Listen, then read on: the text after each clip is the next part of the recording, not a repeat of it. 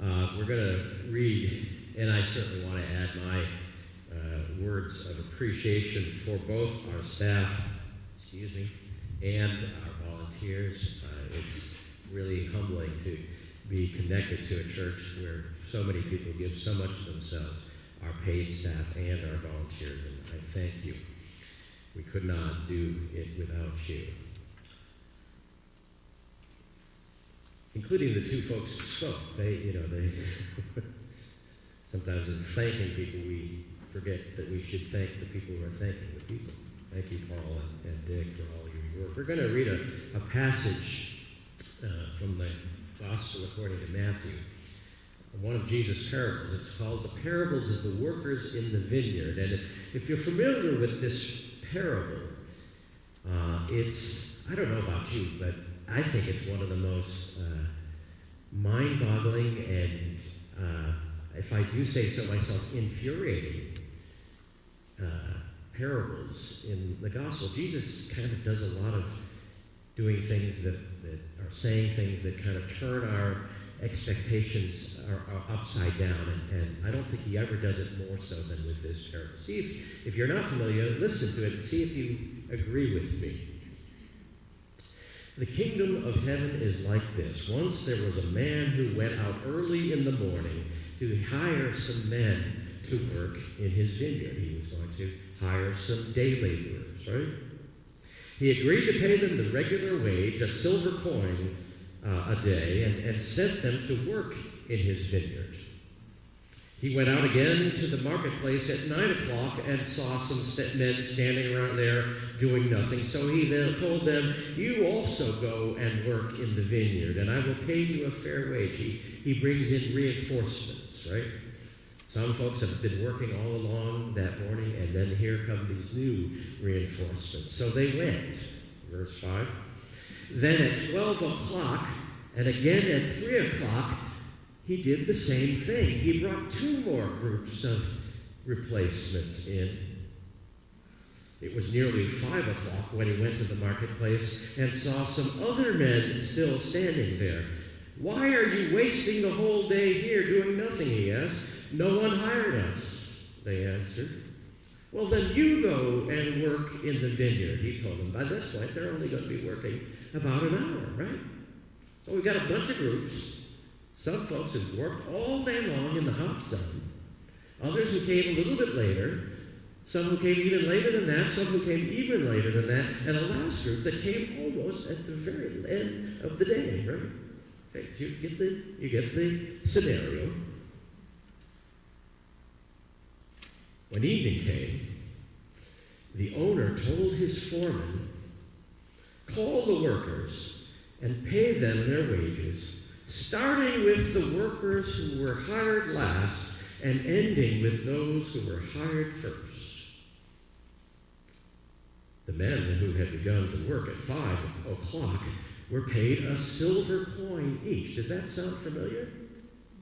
Remember what he said he was going to pay the folks he hired at the very beginning of the day, right?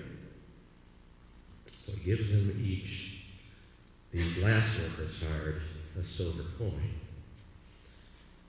So when the men who were the first to be hired, they're waiting at the end of the line, right? And they come to be paid. They thought they would get more. But they too were given a silver coin. Imagine yourself being one of those folks who work all day long, or the heat of the day, and you get paid for the same amount as the person who came just in at the last minute. How do you think you'd feel? Oh, you'd feel like these men who did have that experience. In verse 11, they took their money and started grumbling against their employer. "These men who were hired last worked only 1 hour," they said, "while we put up with a whole day's work in the hot sun, yet you paid them the same as you paid us." "Listen, friends," the owner answered one of them, "I have not cheated you. After all, you agreed to do a day's work for 1 silver coin. Now take your pay and go home. I want to give this man who has hired last as much as I gave you. Don't I have the right to do as I wish with my own money? Or are you jealous because I am generous?" And Jesus concluded, and by this time I'm pretty mad at him. Aren't you? Forget that it's Jesus. Somebody told you this story, wouldn't you be kind of silly, kind of wrong? Jesus concluded, though, "So those who are last will be first, and those who are first will be last." Thus ends God's word for us this morning. So now I got to preach this parable. I don't know. Anybody want to try and help me? Anyway, well, let me try. Those of you who are parents of more than one child, or those of you who grew up in homes where you were one of several siblings, I'm going to ask you a question. What are the two most commonly heard words from children pertaining to their brothers and sisters? Any guess? Yeah, okay. Well, there's a little bit more than two words. But that's not fair. We're down to three, almost two. He said, gosh, two words. He said, no fair. Or another way of putting it would be, how come? Parents, did your kids ever say that to you? How come? Kids, do you ever say that to your parents? And usually about how come he gets to stay up till 11 o'clock and I have to go to bed at 9? How come his piece of chicken is bigger than mine? How come you let him do that and you won't let me do that? How come he gets a phone and when he's 10 years old and you didn't give me a phone until I was 12? Right? How come? How come? Kids say that all the time relating to their siblings, right? And of course, it doesn't stop when we get older. We might not be quite so whiny when we say it, but we still ask in our own way, how come? Only now our complaints are not directed towards our parents with regard to our siblings. They often are directed towards our bosses. If we work for someone, we might be directed to our town officials or our elected officials, or very often it's just directed towards the universe and the seeming unfairness of how things are operating. We don't have anybody else to complain to, so we shake our fists to heaven like Tevye in The Fiddler on the Roof, who said, "Lord, who made the lion and the lamb, you decreed I would be what I am. Would it spoil some vast eternal plan if I were a wealthy man? How come I'm not?" Right? You ever felt that way? Or we watch TV and we watch the professional athletes and we say, my gosh, those folks, they're making millions of dollars to play a game. How come? How come I can't get a deal like that, right? Now this question of how come is an ancient one. It's been asked for centuries and millennia. Way back in the Psalms, some of the earliest writings of the Old Testament, there was the question of, why do the wicked prosper? How come? And then we come to this strange, sort of infuriating story found only in the Gospel of Matthew, the parable of the workers in the vineyard that we just read. Now, again, let's sort of review the parable. A man hired some workers. Some worked for him all day long. Some managed to get in a few hours after lunch. Others who got there late worked only an hour at quitting time. However, all the workers get paid the same. And the unsurprising result is that there's grumbling and murmurs about injustice and righteous indignation from the earliest workers, envy, the inevitable how come, from those who are angry over people receiving what seemed to them undeserved and others not getting what they think they deserve. The parable ends with the master asking Are you envious because I'm generous? So let me give a little of an attempt to reframe my initial response to this parable, and perhaps yours as well. Maybe this how come that we typically ask is the wrong question. It's a question of justice, right? Or of justice as we see it. We compare ourselves to another, whether it's our brother or sister or someone we work alongside or someone we see on the news or in television. We compare ourselves and we see that some have more, and from our perspective, they might not have worked as hard as we imagine ourselves to have worked. They might not have even have done anything to be blessed in some way that we feel we have not been blessed. And so we become envious and angry and bitter.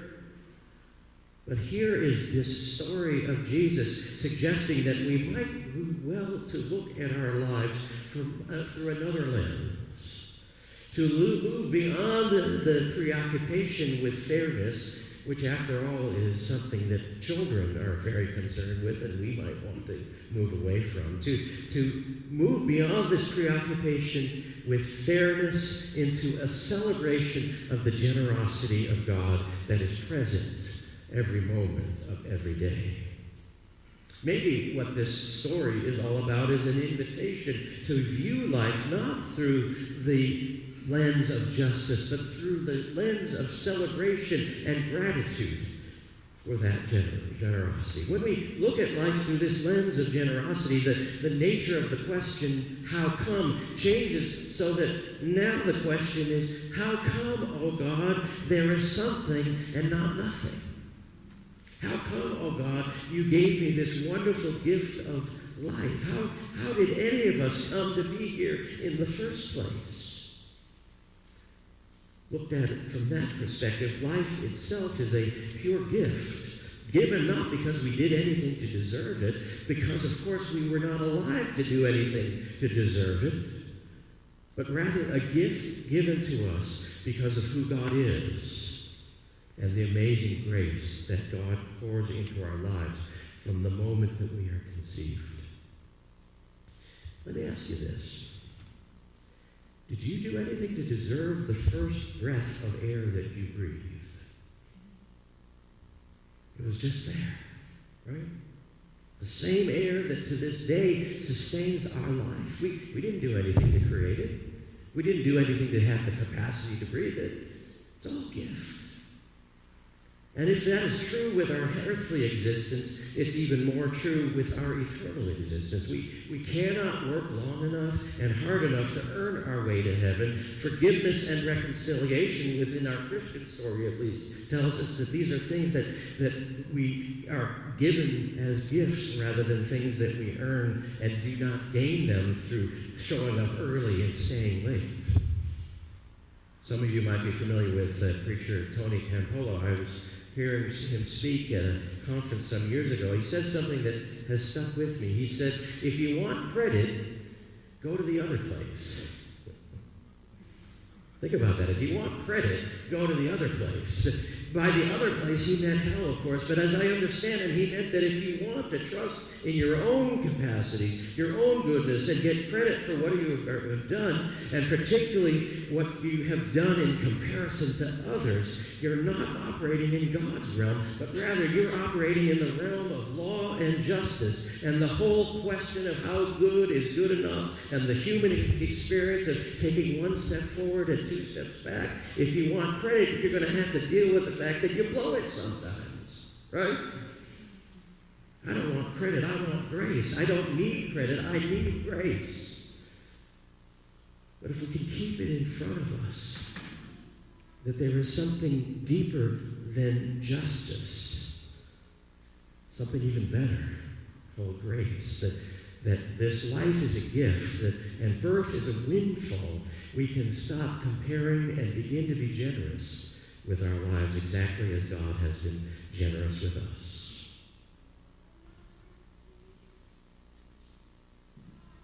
Here's the bottom line. No matter who we are, no matter how we compare ourselves to others, not a single one of us gets what we deserve. that's because we get more than we deserve.